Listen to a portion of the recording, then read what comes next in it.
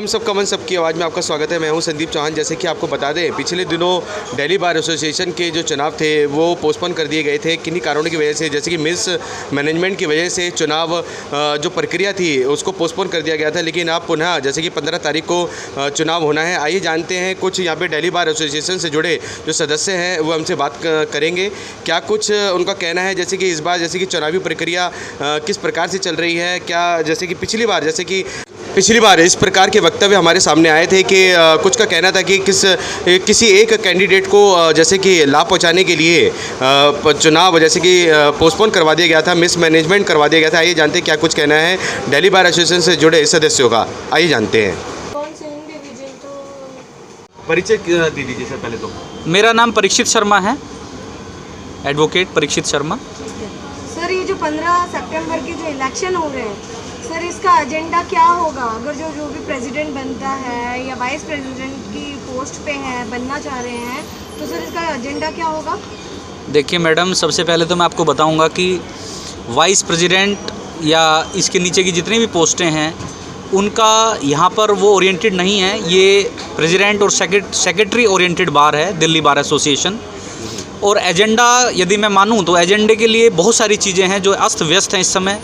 सबसे पहले आपको मैं यदि मैं बताऊं तो टॉयलेट की व्यवस्था, टॉयलेट्स की क्लीननेस, और इसके अतिरिक्त जो वकीलों के लिए सीट्स, चैम्बर, और इसके अतिरिक्त पानी की व्यवस्था, जो एलसीज लोकल कमिश्नर नियुक्त होते हैं उनकी व्यवस्था, उसके अतिरिक्त जो टाउट्स 30 हज़ारी कोर्ट को घेरे हुए हैं उनको किस तरीके से बार एसोसिएशन हटाएगी उसकी व्यवस्था, जो हमारे सीट्स जो एरिया हैं वो अस्त व्यस्त हैं, उनमें बारिश का पानी नीचे आता है, वकील भाइयों को बहनों को परेशानियों का सामना करना पड़ता है, उनको रिनोवेट करने की व्यवस्था। इसके अतिरिक्त बहुत सारी ऐसी व्यवस्थाएं हैं। जो नए यंग लॉयर्स आ रहे हैं उनके लिए स्टाइपेंड्स की व्यवस्था, जो एडवोकेट्स भाई बहन हैं उनके लिए इंश्योरेंस की व्यवस्था, हेल्थ इंश्योरेंस की व्यवस्था। किसी के घर में कोई ऐसी हानि पहुँचती है, जो कोई ऐसी हानि है जिसको हम पैसे देकर उनको थोड़ी बहुत मदद पहुँचा सकते हैं, ऐसी व्यवस्था। तो ये सारी व्यवस्थाएं, कोई एक ऐसा लीडर बार को चाहिए जो इस व्यवस्थाओं को परिपूर्ण तरीके से भर सके। और अभी तक मेरी प्रैक्टिस के अनुसार, जहाँ तक कि मेरी प्रैक्टिस है, मैंने नहीं देखा कि कोई ऐसा व्यक्ति बार के अंदर आए, क्योंकि बार के अंदर लोग आते हैं तो लूट खसोटने के लिए। पिछले कई वर्षों में मैंने देखा है कि पार्किंग पे कब्जा कर लेते हैं और दुकानों का किराया, उसके अतिरिक्त बहुत सारे जो आय के साधन हैं उनका दुरुपयोग किया जाता है। अगर जो उनका उपयोग बार के मेंबर्स के वेलफेयर के लिए किया जाए तो इस बार के पास पैसे की कमी नहीं है। बार के पास पैसे की कमी नहीं है यदि उसका उपयोग अच्छी तरीके से किया जाए। तो मैं आपको बताता हूं कि ऐसा व्यक्ति कौन है। दीपक शर्मा सेक्रेटरी के पद पर आ रहे हैं। दीपक शर्मा एक ऐसे व्यक्तित्व हैं जो वकीलों के लिए हरदम तैयार रहते हैं, चाहे थाने की कोई व्यवस्था हो, थाने में कोई ऐसी व्यवस्था है कि वहाँ पर उनको धमकाया जा रहा है, जुडिशल अफसर के द्वारा धमकाया जा रहा है, तो जुडिशल अफसर से जाके अपनी नाराज़गी जाहिर करना। यदि उनको कोई इकोनॉमिक प्रॉब्लम है तो उनकी इकोनॉमिक तरीके से हेल्प करना। किसी को फिजिकल प्रॉब्लम है, कोविड के दौरान जब पूरा भारत देश जूझ रहा था अन्न धन से, तो तब दीपक शर्मा जी ने अपने पैसे से राशन के पैकेट बंटवा कर और ये बहुत अच्छा कार्य किया था। ऐसे नेताओं की आवश्यकता है बार को। ऐसे नेताओं की आवश्यकता है जो प्रैक्टिशनर हों, जो खुद प्रैक्टिस करते हों, जिनके एक सोर्स ऑफ इनकम हो। सोर्स ऑफ इनकम होगी तो वो दूसरे के पैसे पे नज़र नहीं डालेगा, क्योंकि ये बार का तो दूसरे का पैसा है ना, ये बार का उनका खुद का कमाया हुआ पैसा नहीं है, ये मेंबर्स की चंदा इकट्ठा किया हुआ पैसा है। तो ऐसी व्यवस्थाओं को जो सुचारू रूप से यहाँ पर लाएगा, जो इसको धरातल पर उतारेगा, ऐसे व्यक्ति की ज़रूरत है और यही एक एजेंडा है। मैं परीक्षित शर्मा हूं, मैं जनरल सेक्रेटरी हूं। International council of jurist London में हमारी ब्रांच है। जो आईसीजे का हमारे जो चेयरमैन साहब हैं वो आदिश अग्रवाला जी हैं, जो बार काउंसिल ऑफ इंडिया के भी वाइस चेयरमैन रहे हैं, और बार काउंसिल ऑफ दिल्ली के चेयरमैन रहे हैं, बार काउंसिल ऑफ इंडिया के चेयरमैन हैं। और हमारी जो इंटरनेशनल काउंसिल ऑफ ज्यूरिस्ट है उसके जो मेंबर्स हैं, उसके जो पदाधिकारी हैं, उसमें विभिन्न कंट्रीज़ के सीजीआई चीफ जस्टिस होते हैं, पाकिस्तान, श्रीलंका, वो सब हमारी संस्था के पदाधिकारी हैं। तो मैं इंटरनेशनल काउंसिल ऑफ ज्यूरिस्ट का जनरल सेक्रेटरी हूँ, स्टेट ऑफ यूपी का। आदिश अग्रवाला जी हैं जी। सर दीपक शर्मा जी जैसे कि चुनाव में खड़े हुए हैं contestant for the honourable secretary, sir क्या कुछ कहेंगे उनके विषय में और क्या एजेंडा रहेगा इस बारी चुनावों में? सर मैं दीपक शर्मा जी के विषय में कहाँ से शुरू करूँ और कहाँ ख़त्म करूँ, मेरे पास उनके लिए शब्द छोटे पड़ जाते हैं। वो छोटे भाइयों के लिए जो हमारे वकील भाई जो आते हैं प्रोफेशन में और जो सीनियर्स हैं उन तक की उनकी जो व्यवस्थाएं हैं वो असीमित व्यवस्थाएं हैं, और वो व्यवस्थाएं हैं जो कि मैं आपको एक एक करके बताऊंगा तो आपको भी लगेगा कि हाँ उन्होंने वकील भाइयों के लिए, बहनों के लिए और हमारे सीनियर्स के लिए क्या क्या किया है जी। जिन वकील भाइयों के पास चैम्बर नहीं होता वो अपने चैम्बर में उनको बैठा के उनकी प्रैक्टिस शुरू कराते हैं। मैं पहले ये बताता हूँ कि उन्होंने किया क्या है आज तक और आगे क्या करेंगे, मैनिफेस्टो क्या है उसके विषय में भी बताऊँगा। उनको अपने चैम्बर में बैठा के उनकी प्रैक्टिस शुरू कराते हैं, उनको वकालत सिखाते हैं, वकालत के गुर सिखाते हैं। और दीपक शर्मा जी दिल्ली के टॉप मोस्ट क्रिमिनल लॉयर हैं। आप अगर जो गूगल पे सर्च करेंगे तो आपको सामने आ जाएगा। ये पीछे आप देखेंगे हमारे पास डी कंपनी का केस था, छोटा राजन का हमारे पास केस था, CBI के केस हमारे पास हैं, हमारे पास अन्य बहुत सारे केस हैं, बब्बर खालसा का है जो है, और अन्य केसेस है, मुख्तार अंसारी का केस है हमारे पास। तो दीपक शर्मा जी एक रिनोन्ड पर्सनालिटी हैं एडवोकेसी के क्षेत्र में, सबसे पहले तो आप ये जान लीजिए। और दूसरा, दीपक शर्मा जी वो व्यक्तित्व हैं जो आपने पीछे सुना होगा और देखा होगा वो व्यवस्थाएं जो कोविड-19 के दौरान हुई थी, जिस समय हर व्यक्ति बेरोजगार हो गया था। उस बेरोजगारी के समय में जब खाने की व्यवस्था नहीं थी लोगों के पास, उस समय दीपक शर्मा जी ने मुंशियों से लेकर और अधिवक्ताओं के पास अपने पैसे से उन्होंने राशन के पैकेट बनवा के और उनका नाम उजागर ना करते हुए उनके घरों पे भिजवाए। दीपक शर्मा जी वो व्यक्ति हैं जो कोविड-19 के दौरान हर दिन अपनी जान की परवाह ना करते हुए अपने मुवक्किलों के लिए कोर्ट में पेश हुए। आज वो व्यक्ति 30,000 न्यायालय के अंदर सेक्रेटरी के पद पर अपनी दावेदारी पेश कर रहे हैं। और दावेदारी पेश कर रहे हैं किन पॉइंट्स पर, किन एजेंडेज पर? तो सबसे पहले हमारे यहाँ पर आपने अभी एंट्री की होगी, जिस तरीके से आप मीडिया पर्सन है, आपने देखा होगा कि सबसे पहले पार्किंग की व्यवस्था बहुत ख़राब व्यवस्था है, बहुत ज़्यादा चरमराई व्यवस्था है। ऐसी व्यवस्था को ठीक करने के लिए सबसे पहले हमने एजेंडा रखा केवल 30 दिन के अंदर, जिस समय हम सेक्रेटरी बनेंगे उस दिन से 30 दिन गिन के हम उस पार्किंग की व्यवस्था को सुचारू रूप से लागू कर देंगे। चाहे हमें मल्टी लेवल पार्किंग बनानी हो, चाहे हमें उसके अतिरिक्त गेट खोलने हो, जो अलग जो गेट्स हैं, उसके अतिरिक्त जो भी हमें करना होगा, स्मूथली गाड़ी की एंट्री और एग्जिट हम आपको सुनिश्चित करते हैं केवल 30 दिन के अंदर। जुडिशियल अफसर का अधिवक्ताओं के खिलाफ जो मिसबिहेवियर रहता है, जब हमारे छोटे नादान एडवोकेट जाते हैं, सीख के आते हैं, उनके प्रति जो मिसबिहेवियर रहता है हम उसको तुरंत प्रभाव से रोक लगाएंगे। यदि मेरे अधिवक्ता के साथ, हमारे दीपक शर्मा जी का कहना है कि यदि मेरे अधिवक्ता के साथ किसी जुडिशियल अफसर ने किसी प्रकार की कोई बदतमीजी की तो वो किसी प्रकार की उसको असहनीय होगी, सहन नहीं किया जाएगा। उसके खिलाफ हम कंसर्न हाई कोर्ट को लिखेंगे, उसके खिलाफ सुप्रीम कोर्ट जाएंगे, हम किसी प्रकार की वो बदतमीजी सहन नहीं करेंगे। इसके अतिरिक्त जुडिशरी के अंदर किसी प्रकार की यदि कोई करप्शन है, उस करप्शन को भी हम सहन नहीं करेंगे, सबसे पहले उसके खिलाफ हम कार्रवाई करेंगे। इसके अतिरिक्त DBA की जो आय है, DBA की आय आज तक किसी को नहीं पता चल पाई कि कितनी आय है, और ये भी नहीं पता चल पाया कि DBA के पदाधिकारी कितना खर्च करते हैं। उसके खिलाफ भी हमने सबसे पहले रामबाण छोड़ दिया है कि हम आते ही 15 दिन के अंदर दिल्ली बार एसोसिएशन के नाम से एक एप्लीकेशन बनवाएंगे, जिस एप्लीकेशन में 1-1 रुपये का आना और 1-1 रुपये का जाना हर व्यक्ति के हाथ में होगा।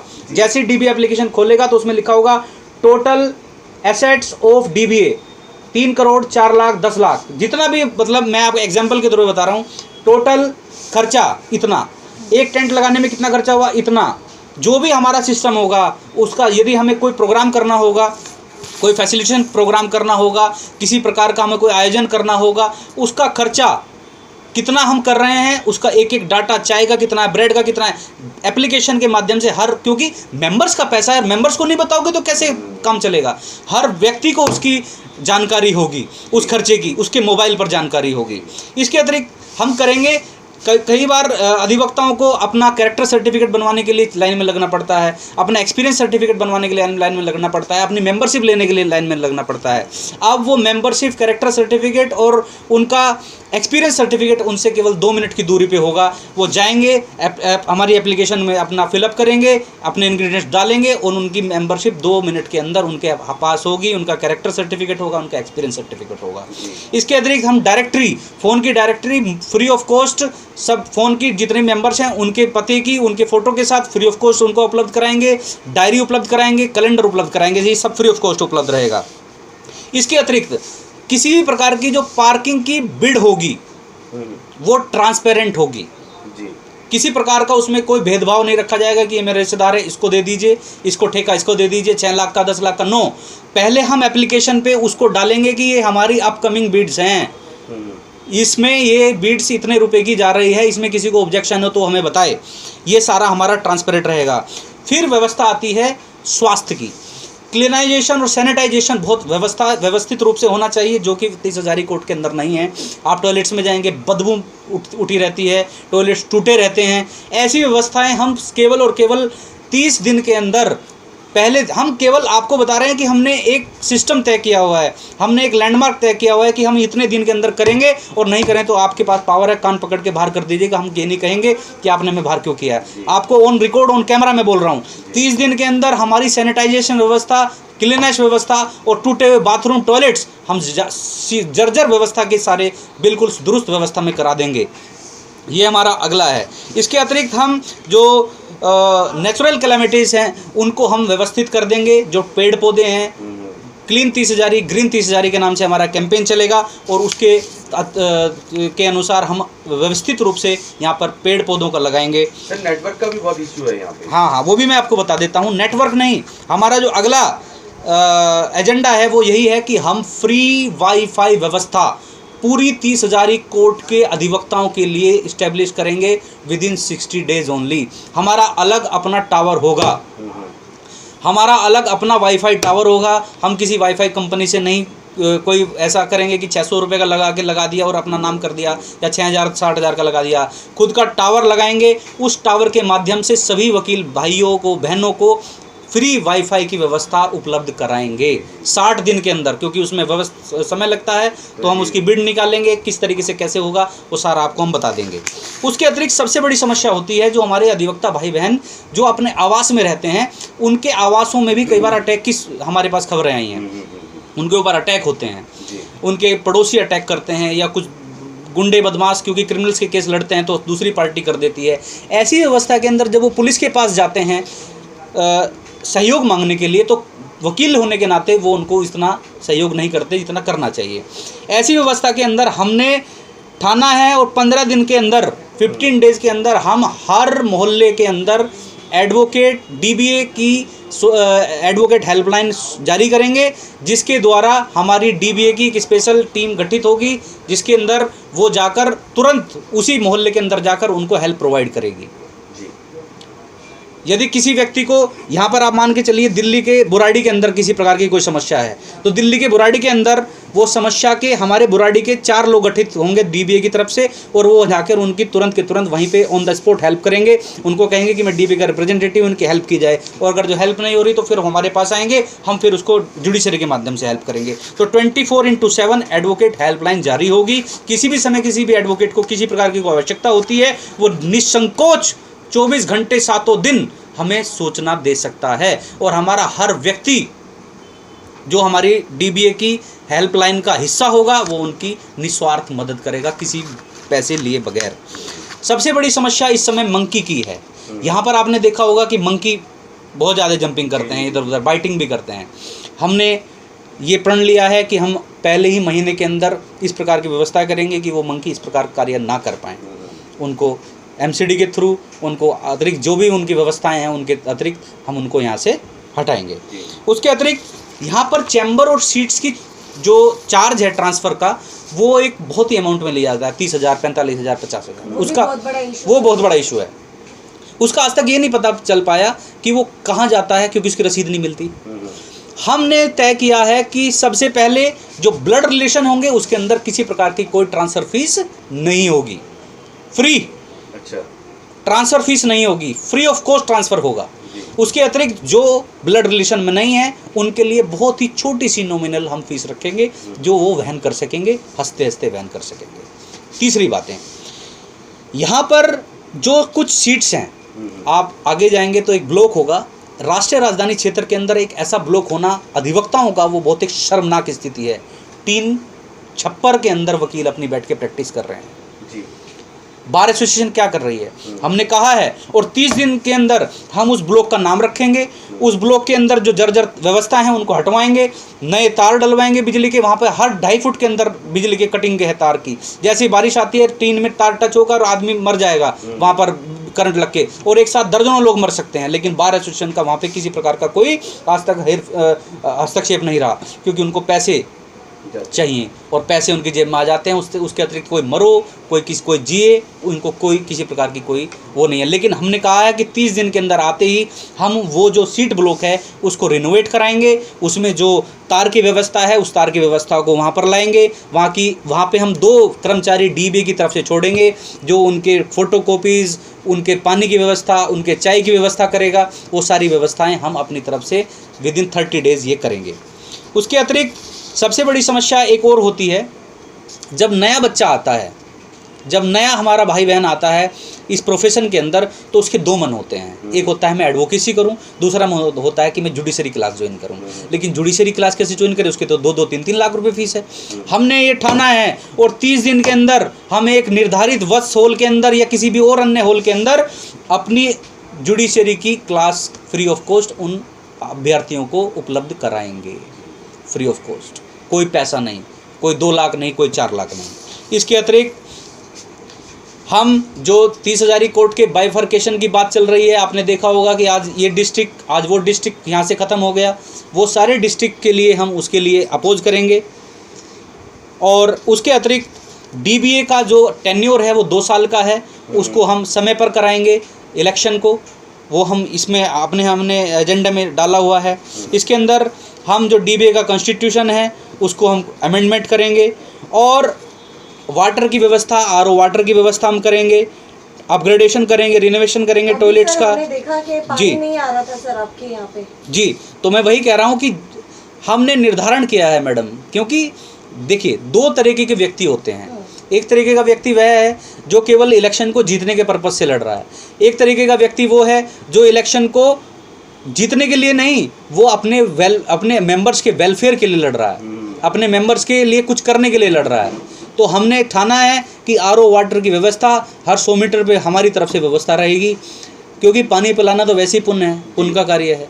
आरओ वाटर की व्यवस्था हर 100 मीटर पर हमारी तरफ से रहेगी। हर चैम्बर्स, हर ब्लॉक के बाहर जो भी एरिया रहेगा तो फुलफिल कर सके जो आरओ, उसको उतनी दूरी पर हमारी व्यवस्थाएं रहेंगी। शर्मा जी, जैसे कि पिछली बार जैसे कि जो चुनाव हुआ था और इलेक्शन प्रक्रिया चल रही थी जी, तो जब वोटिंग के दौरान कुछ ऐसा मिसमैनेजमेंट हो गया था कि चुनाव प्रक्रिया जैसे कि आगे पोस्टपोन कर दी गई जी, तो क्या 15 सितंबर को क्या लग रहा है कि इस प्रकार और कुछ एडवोकेट्स से हमने बात की तो उन्होंने कहा कि सिर्फ किसी एक कैंडिडेट को फायदा पहुंचाने के, बिल्कुल सही कहा, बिल्कुल उन्होंने सही कहा, किसी एक व्यक्ति को फ़ायदा पहुंचाने के लिए, किसी एक वर्ग को फ़ायदा पहुंचाने के लिए ये एक सुनियोजित चाल थी, जो कि चाल नाकामयाब रही। लेकिन दुर्भाग्यपूर्ण रही कि हमारे जो पैसा था, जो मेंबर्स का एक बहुमूल्य पैसा जो जिसके थ्रू ये इलेक्शन होता है, खुद तो पैसा कहीं से लाते नहीं है, वो पैसा तो हमारे तो दिया हुआ पैसा है, उसका उन्होंने दुरुपयोग किया।